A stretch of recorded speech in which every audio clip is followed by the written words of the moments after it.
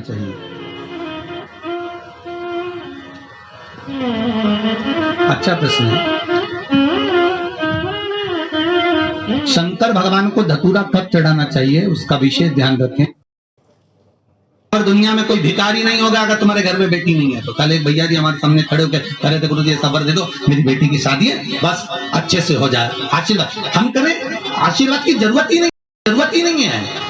3 के भाग्य का धन हर व्यक्ति को मिलता है। पहला बहन बेटी के भाग्य का, दूसरा गौ माता के भाग्य का, तीसरा संत और ब्राह्मण के भाग्य का। अगर आपके घर में बहन बेटी आ रही है, आपके घर में बहनें आ रही हैं, आपके घर में बेटी ने जन्म लिया है तो उसके भाग्य का धन तुमको जरूर मिलेगा। दूसरे नंबर पर गौ माता अगर तुम्हारे घर में है या तुम गाय को 1 रोटी दे रहे हो, गौ माता की सेवा कर रहे हो, भले तुम्हारी गरीब परिस्थिति है, भले तुम्हारे पास में कुछ भी नहीं है, तो भी तुमने अगर गौ माता की सेवा करी है, गाय को 1 रोटी दी है, गाय को चारा दिया है, गाय की सेवा करी है, तो उसके भाग्य का धन तुमको जरूर मिलेगा।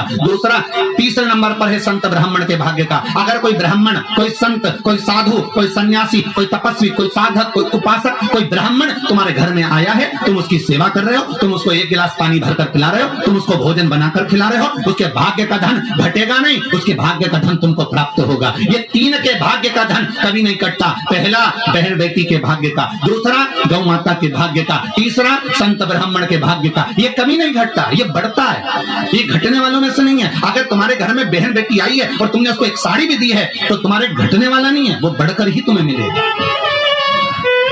तुमने गाय को अगर 1 रोटी दी है, उसका भाग्य तुमको प्रबलता में ही प्रदान करेगा।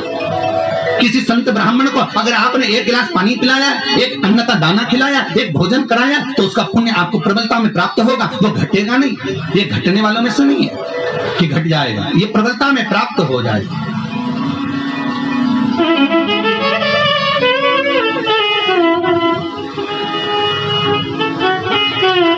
कई लोग कहते हैं भगवान ने कृपा करी, हमारे घर में तो बेटा हो गया, बेटी नहीं, भगवान की कृपा थी कि बेटी नहीं। हम कहते हैं किस्मत वाले नहीं हो, भाग्य बेकार है आपका अगर तुम्हारे घर में बेटी नहीं है।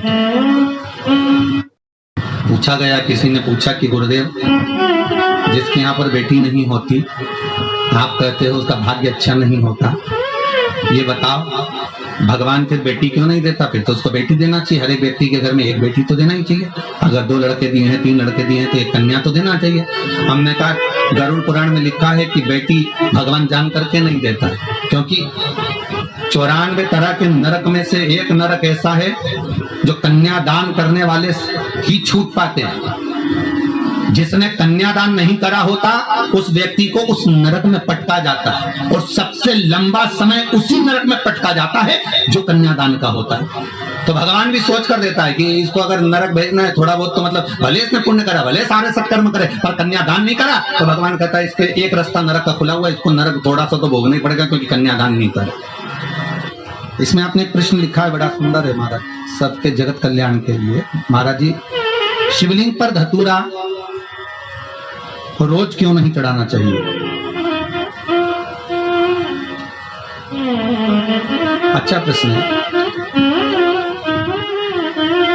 शंकर भगवान को धतूरा कब चढ़ाना चाहिए उसका विशेष ध्यान रखें। जैसे शिवरात्रि है, प्रदोष है, या सोमवार है, या कोई विशेष आपका उत्सव है, तो आप शिव जी को धतूरा चढ़ा सकते हैं। या विशेष कोई बीमारी ऐसी लग गई है, या विशेष कोई तकलीफ ऐसी हो गई है जिसका निवारण नहीं हो रहा, तो आप धतूरा चढ़ा सकते हैं। धतूरा चढ़ाने का भी एक क्रम है। हल्दी में भिगोकर धतूरा चढ़ाया जाता है लक्ष्मी के लिए। चंदन में भिगोकर धतूरा चढ़ाया जाता है आयु की वृद्धि के लिए। अबीर एक सफेद कलर का बॉर्डर होता है, अबीर गुलाल जो होती है, गुलाल में अबीर डलता है, चमकदार, आपने देखा होगा अबीर। तो अबीर में धतूरा जो डुबो कर चढ़ाया जाता है, अबीर को लगाकर चढ़ाया जाता है, वो रोग मुक्ति का होता है। काय के लिए होता है वो? रोग मुक्ति, रोग की मुक्ति। धतूरे का भी एक स्मरण होता है महाराज। बहुत भारी रोग है, बीमारी लग गई है, डॉक्टर अपना काम कर रहे हैं, बीमार हालत में पड़ा हुआ है, तो बेलपत्री के वृक्ष के नीचे भी शिवलिंग का निर्माण कर कर धतूरा समर्पित करा जाता है, जिससे रोग से मुक्ति होती है। उसमें ना तो हल्दी लगाई जाती है, ना चंदन लगाया जाता है, ना अबीर लगाया जाता है, केवल धतूरा चढ़ाया जाता है। करो। श्री शिवाय नमस्तु। अहंकार से वंचित हो जाए, पर देवता पुत्र हैं और शंकर इनके पिता हैं, और आज देवता कर करें कि आपने विष पिया तो कौन सा बड़ा काम कर दिया। पार्वती जी की आंख में जल भर गया, आपके सामने अमृत का पात्र तक नहीं आया। देवता विष लेकर आ गए पर अमृत लेकर आपके सामने नहीं आया, और वो अमृत देवता खुद भी गए और आज आपके सामने आकर करें कि आपने करा क्या। पार्वती जी कहती है मैं जानती थी ये सब बात, इसलिए मैं आपको मौन कर रही थी, चुप कर रही थी कि मत पियो इस विष को, मत पियो इस विष को। संसार बड़ा विचित्र है, बड़ा विचित्र।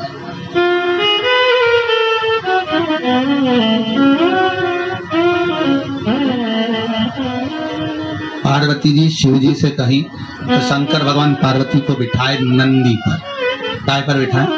नंदी पर। और नंदी पर बिठाकर उन्होंने कहा आज संसार के लोगों के बीच में चलते हैं, चल मैं बताता हूँ दुनिया कैसी है। शंकर भगवान ने नंदी पर बिठाया और नंदी पर बैठकर शंकर और पार्वती दोनों जाने लगे।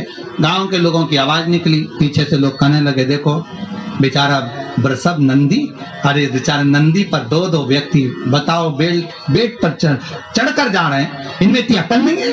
कम से कम एक पैदल चल लेता, एक का वजन तो बेचारा वृषभ झेल लेता, वो नंदी झेल लेता। शंकर जी बोले पार्वती नीचे उतर जा। दोनों नीचे उतर गए, दोनों नीचे उतर गए, नंदी को पकड़कर जाने लगे। फिर आगे गए तो दूसरे गांव के लोग बोले कितने मूर्ख हैं, साथ में जब नंदी है तो बैठ के जाने में क्या दिक्कत है, पैदल चलने से क्या फायदा। नहीं होता तो बात दूसरा था, साधन नहीं है, पर साधन है तो बैठ कर जाओ, बैठ के चलिए। शिव जी बोले पार्वती अब एक काम करो, अब तुम अकेली बैठ जाओ, मैं तुम्हें लेकर चलता। दूसरे गांव में पहुंचे तो दूसरे गांव के लोग बोले बताओ कैसा लुगाई का गुलाम है, पत्नी को बिठाकर ले जा रहा, खुद पैदल चल रहा, गजब। शंकर जी बोले पार्वती तुम नीचे उतर, अब हम बैठेंगे, तुम पैदल चलो। फिर आगे के गांव में गए तो लोग कहने लगे बताओ कैसा पति है, बेचारी दया तक नहीं आ रही, बेचारी स्त्री इतनी सुंदर, उसको बेल खिंचवा रहा, खुद बैठ कर जा रहा, ऐसा हो रहा, पर देखो वो बेचारी ऐसी हो रही, पैदल चले जा रहा। शंकर जी वापिस नीचे उतर गए। पार्वती से कहा कैलाश चले की ओर सुनना बाकी रह गया, कैलाश चले की ओर सुनना बाकी रह गया। पार्वती जी बोली कैलाश चलिए। शंकर भगवान पार्वती को कैलाश ले गए।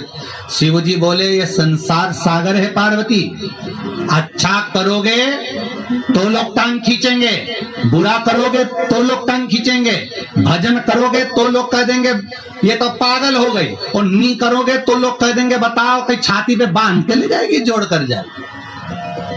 ये दुनिया के लोग हैं पार्वती, कहे बिना नहीं रह सकते, इसलिए क्या किसको रोइए, चादर तान के सोइए। आग लगे बस्ती में अपन रहो मस्ती में, क्यों किसके लिए रोना, किसके लिए रोना। हे पार्वती संसार मैंने बनाया है, शंकर कहते हैं बनाने वाला मैं हूं। डमरू बजता है बंद हो जाता है, संसार भी उसी तरह है। जब व्यक्ति मरता है 10 दिन तक रोते हैं, 12वें दिन आंसू पुछ जाते हैं, 1 महीना 2 महीना तक याद करते हैं व्यक्ति को नहीं, उस व्यक्ति ने जो काम किया था उसको। वो होते तो केले ले आते, वो होते तो सिंपल ले आते, वो होते तो तुरंत सारा काम कर देते, बच्चों का मुंह देखना पड़ता है। पार्वती संसार सागर में केवल काम का ठोका है, काम के लिए दुनिया याद करती है, धन के लिए दुनिया याद करती है, बाकी का दुनिया का संबंध जैसे ही कोई मरता है मैं हृदय से उसको